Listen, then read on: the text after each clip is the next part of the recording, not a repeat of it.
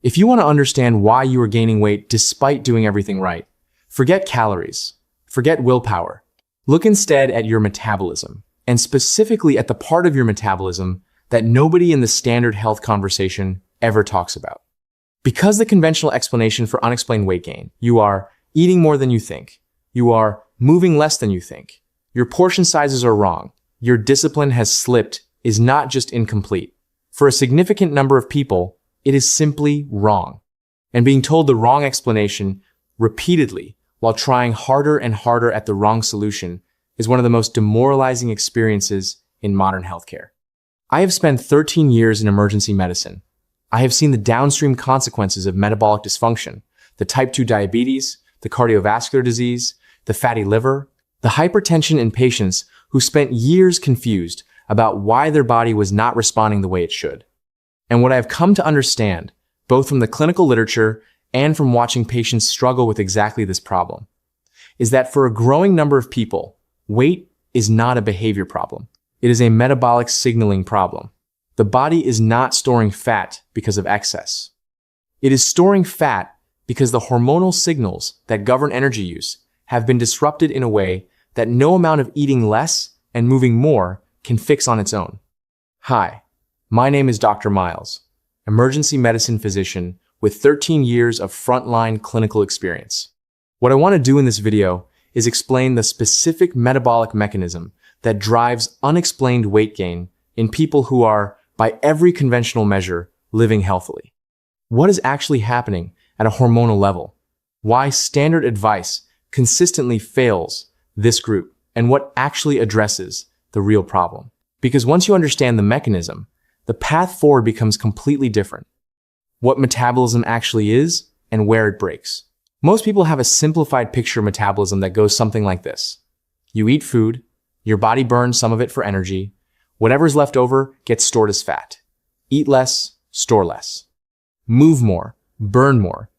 The arithmetic is simple and it sounds logical. It is also catastrophically incomplete because your body does not distribute energy according to arithmetic. It distributes energy according to hormonal signals.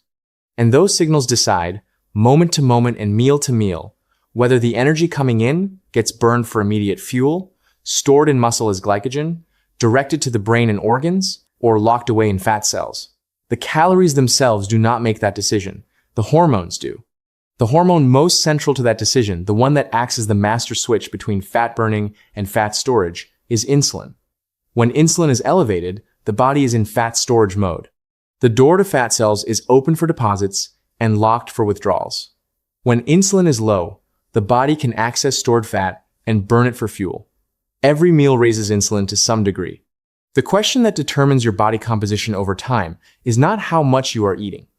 It is how long your insulin stays elevated throughout the day and how sensitive your cells remain to its signal. This is where the metabolism problem that nobody talks about lies. And it is not the problem of eating too much sugar or too many carbohydrates in isolation. It is the problem of a metabolic state in which insulin is chronically elevated. Cells have become progressively resistant to its signal, and the body has recalibrated its entire energy economy around storing fat rather than burning it, even in people who eat well, even in people who exercise. Because the drivers of this state are not limited to diet. And this is the part that most people have never been told. The hidden drivers of metabolic dysfunction in healthy people. Here is what makes this conversation different from the standard dietary advice. The drivers of chronic insulin elevation and insulin resistance that produce unexplained weight gain in otherwise healthy people are not all food related. There are three that I see consistently overlooked, and each one operates through a distinct and specific mechanism. The first is chronic sleep disruption. This is the driver that surprises people most, and the one whose metabolic consequences are most immediate and most measurable. A landmark study showed that just 4 nights of sleep, restricted to 4.5 hours, reduced insulin sensitivity in healthy adults by approximately 30%. 30%. From sleep loss alone, with no change in diet whatsoever, the mechanism is direct. Sleep deprivation chronically elevates cortisol, your primary stress hormone, which directly impairs insulin receptor function at the cellular level.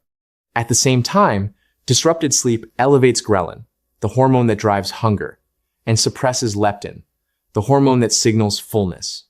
You wake up hungrier than you should be, less satisfied by meals than you should be, and craving specifically the high carbohydrate, high insulin spiking foods that the disrupted hormonal state demands. Your cells have become 30% less responsive to insulin. Your pancreas compensates by producing more insulin to achieve the same blood glucose control. And chronically elevated insulin locks your fat cells in storage mode all day, every day. The person doing this is not failing at discipline. They are fighting a hormonal environment that has been systematically dismantled by insufficient sleep. And no dietary intervention alone will fully reverse it while the sleep disruption continues. The second driver is chronic psychological stress. Cortisol, the hormone elevated by both sleep deprivation and psychological stress, has a specific and well-documented effect on fat distribution.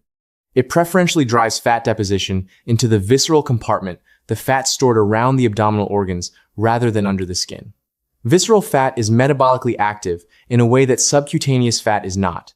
It secretes inflammatory signals and free fatty acids directly into the portal circulation, driving hepatic insulin resistance, impaired insulin signaling in the liver, which is one of the earliest and most consequential steps in the development of systemic metabolic dysfunction. This means that a person under chronic occupational or psychological stress can be gaining visceral fat and developing insulin resistance even with a good diet and regular exercise, because their cortisol is chronically elevated and their body is preferentially directing fat toward the depot that drives the most metabolic damage. The weight they are gaining is not random. It is the biological consequence of a stress hormone that is doing exactly what it evolved to do, directing the body toward fat storage in response to a perceived sustained threat. The third driver is the pattern of eating rather than the content. And this is the mechanism that is most directly actionable. Insulin is designed to be pulsatile. It rises after a meal, does its job of directing glucose into cells, and then falls back to a genuine baseline for several hours before the next eating occasion. That rhythm of rise and fall is not just about blood glucose control. It is what maintains insulin receptor sensitivity over time. When insulin never falls, when someone is eating or drinking something that triggers insulin release every 2 to 3 hours from morning until late evening, the receptors are under continuous stimulation and they downregulate their sensitivity in response. This is insulin resistance, developing not from what is being eaten, but from how often.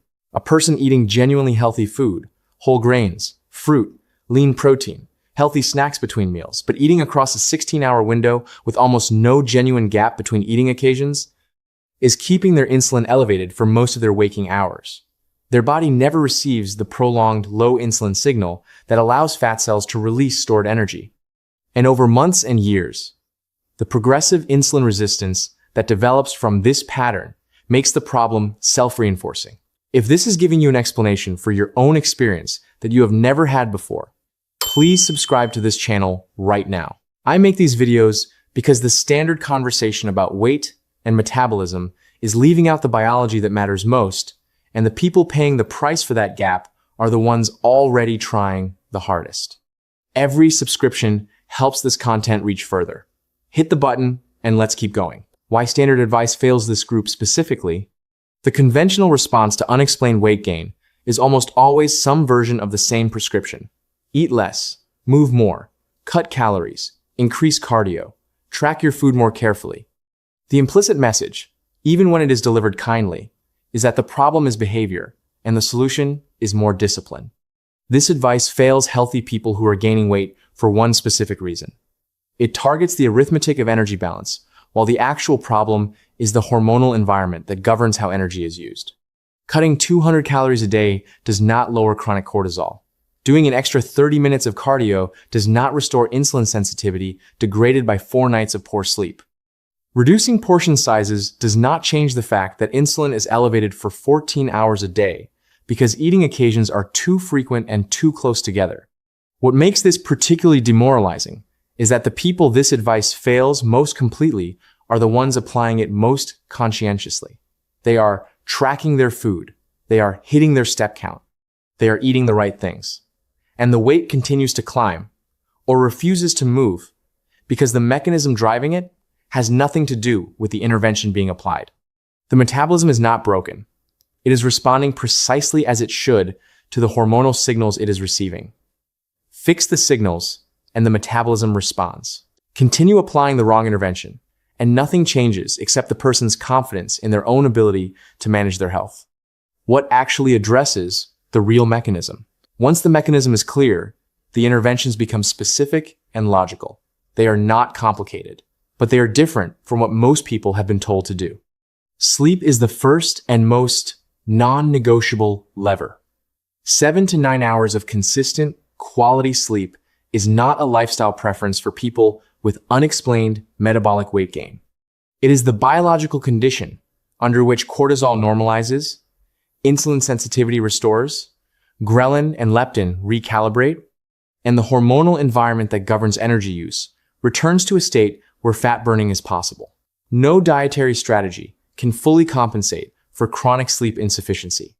Protecting sleep duration and consistency, consistent bedtime, consistent wake time, removal of blue light in the hours before bed, a cool and dark sleep environment is the metabolic intervention that most people with this problem have never been told to prioritize. Eating pattern is the second lever.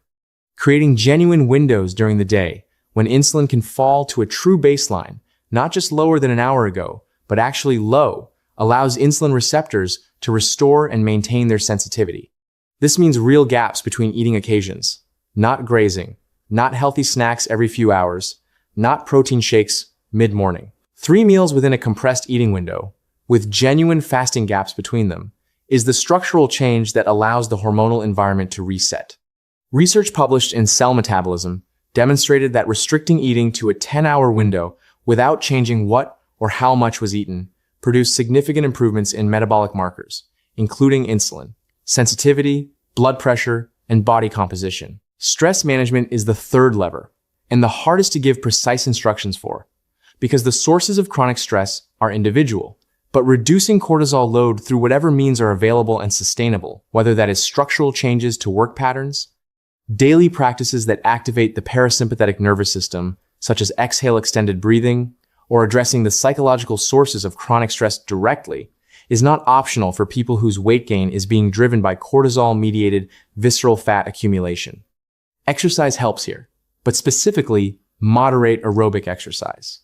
Chronic high-intensity training without adequate recovery can paradoxically elevate cortisol and worsen the picture. In 13 years of emergency medicine, the patients whose metabolic dysfunction most consistently went unexplained and untreated were not the ones with obvious lifestyle problems.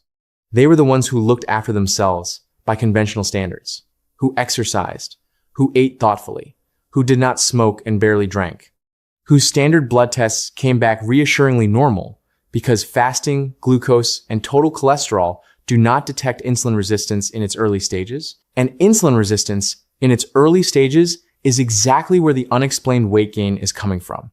Their metabolism was not failing randomly. It was responding precisely to chronic sleep disruption, sustained psychological stress, and a pattern of eating that kept insulin elevated all day, every day. And it continued to respond that way until those signals changed. Your metabolism is not working against you. It is working exactly as it was designed to. The question is whether the signals you are sending are the ones you intend. Fix the hormonal environment, the sleep, the eating pattern, the cortisol, and the metabolism that has been storing fat will become the metabolism that releases it. That is the problem nobody talks about. And that is exactly where the solution lives.